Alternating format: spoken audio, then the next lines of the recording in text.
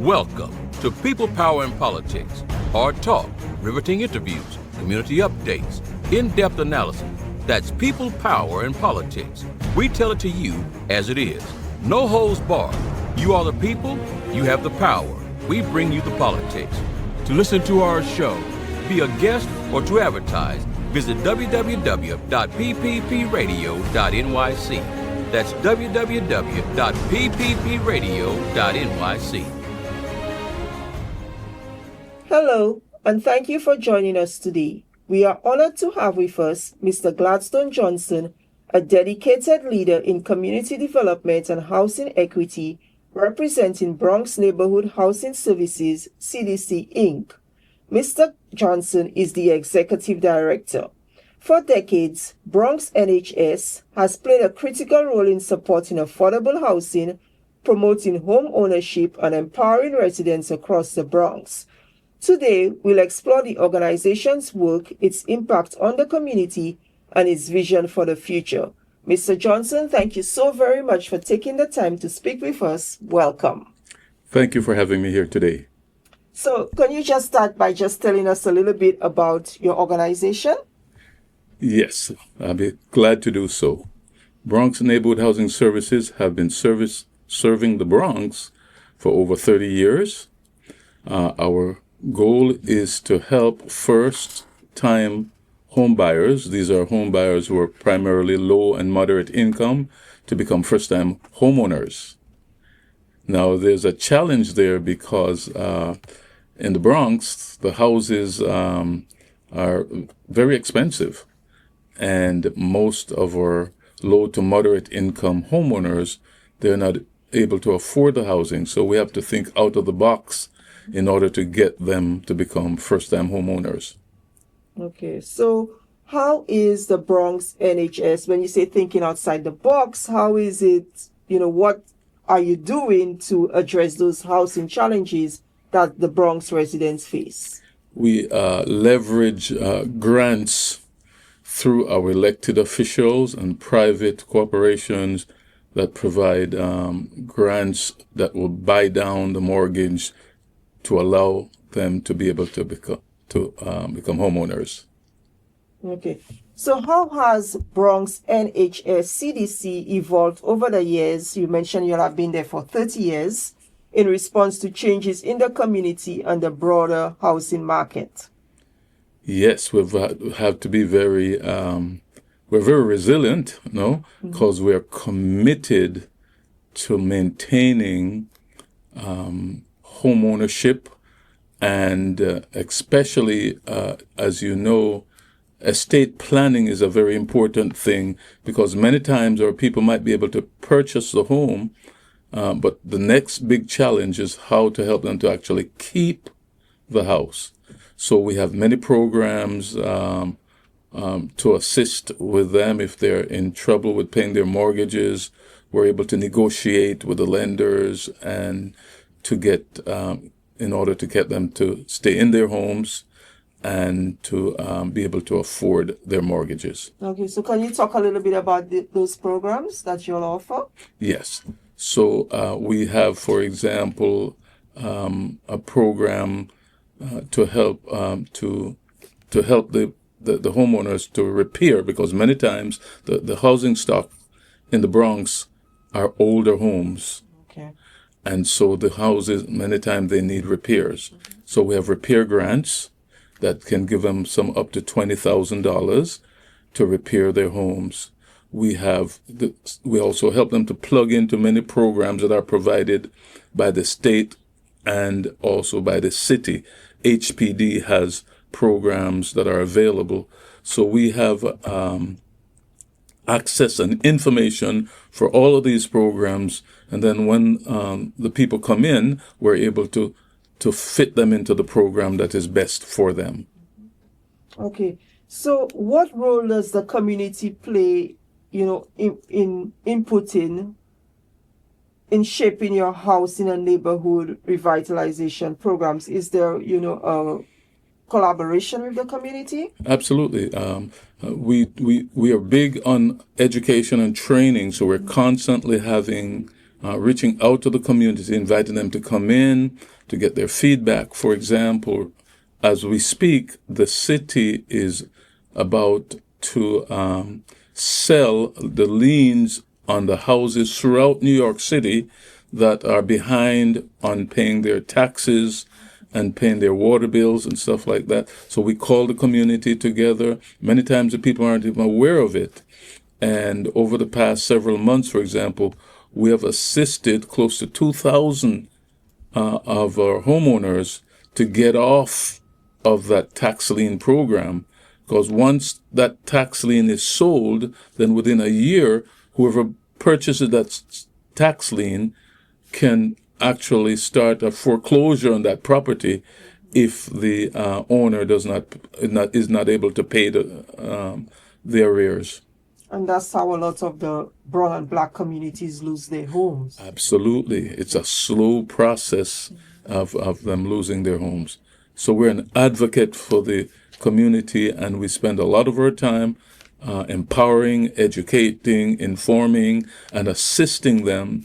Many of our homeowners are seniors, and the technology today, they're not able to go online to pay their bills, to even apply for there are different opportunity for them to decrease the amount of taxes they pay, but it has to be filled out online. So we allow them to come into our office and assist them with all of those programs. That's very good. So can you share a recent project or initiative that you are particularly proud of and what impact it has had on the community? Well, I would say it is that tax lien program because we're in the throes of it right now. Yes. And so we've done a outreach in collaboration with our elected officials. And as we said, we have taken approximately 2,000 houses out of that tax lien.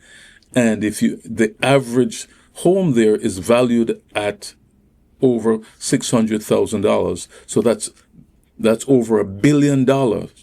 Wow. That we have taken out of the tax lien program and have rescued our people. And these are mostly homes owned by black people. Most of them are immigrants from the Caribbean who live in that community. All right. That's an impact. Yes. Yes. So how does Bronx NHS collaborate with other local organizations, city agencies, or private developers to achieve its goals? So, yes. So we definitely have a robust program for how we relate with our elected officials. We believe that community, if you're going to impact the community, it takes the stakeholders of the community. And that's number one, our elected officials. Number two, our faith community and our business leaders. And so we're very mindful of that and very strategic in maintaining coordination with these three blocks within our community. And as a result of that, we get generous grants from our elected officials. And we also get a lot of support from our faith community because, as you know, in the faith community, they speak to all the people every Sunday. Mm-hmm. And so it's one of the most effective way of getting out the information to the people. Okay. So you mentioned earlier about education and training. What strategies are you using to support home ownership and financial literacy amongst first-time home buyers in the Bronx? So the main strategy we use is that every quarter we have a home buyers orientation training. It's like a 7-hour course. They come to the office and we take them through. And there we bring in experts from the financial, for bankers. We bring in real estate agents. We bring in mortgage people, and we bring in the attorneys, the experts on how to inspect the home, and they teach them and tell them what to look for, so that the people are well aware of the whole process of preparing to own a home. And so every every 3 months, we offer this course, and we normally have anyway an average of 20 to 60 in attendance. Okay. So let's look ahead, Mr. Johnson. What are your top priorities or goals for the next 3 to 5 years in terms of neighborhood development and housing equity? Thank you for asking that question. You're very welcome. So we have an initiative, it's called Upliftment 1000. And Upliftment 1000 is designed to acquire three and four family buildings that are in disrepair and retrofit them to be into condominiums. Because we believe by doing that with the grant money that we can attract, we will bring the price point down to where our low and moderate income citizens can afford them. The Bronx, actually, 80% of the residents in the Bronx live in apartments.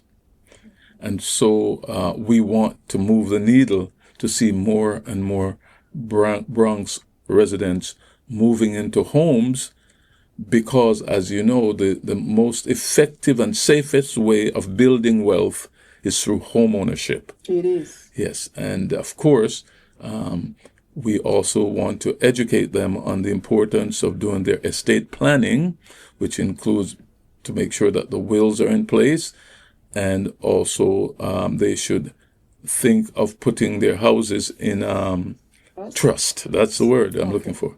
To put the homes in trusts, especially those who are getting close to becoming seniors, because as you know, if they own a property and they have catastrophic illness and having to go into various institutions, then their home would be at risk if it's not properly secured. That's true. So, Mr. Johnson, how can one learn more about your organization? Right. So we do have a direct line that you could call. I'll give that to you now. It's 914-275-3961. Or you could go to our website, which is bronxnhs.org. And so we invite you, if you're listening to this program, to give us a call directly, 914-275-3961, or go to our website at bronxnhs.org. You will see all the programs that we offer there, and we would be happy to speak with you and give you more information. Most of our programs are not just for the Bronx, for the New York City. So, good to know. Yes. So as long as you live in New York City, I am sure we can help you, or we can direct you to another one of our sister organizations that also provide these services. Excellent. So, Mr. Johnson, thank you for sharing your insights and for the incredible work that Bronx NHS continues to do in uplifting Bronx neighborhoods. Your leadership and commitment to housing justice make a lasting difference in the lives of so many. We look forward to seeing how your efforts continue to shape a stronger, more equitable Bronx. Thank you again for your time and for being part of this important conversation. And don't be a stranger. Come back again. Thank you very much. You're so very welcome. People, power, and politics. Hard talk, riveting interviews, community updates, in-depth analysis. That's people, power, and politics. We tell it to you as it is. No holds barred. You are the people. You have the power. We bring you the politics. To listen to our show, be a guest, or to advertise, visit www.pppradio.nyc. That's www.pppradio.nyc.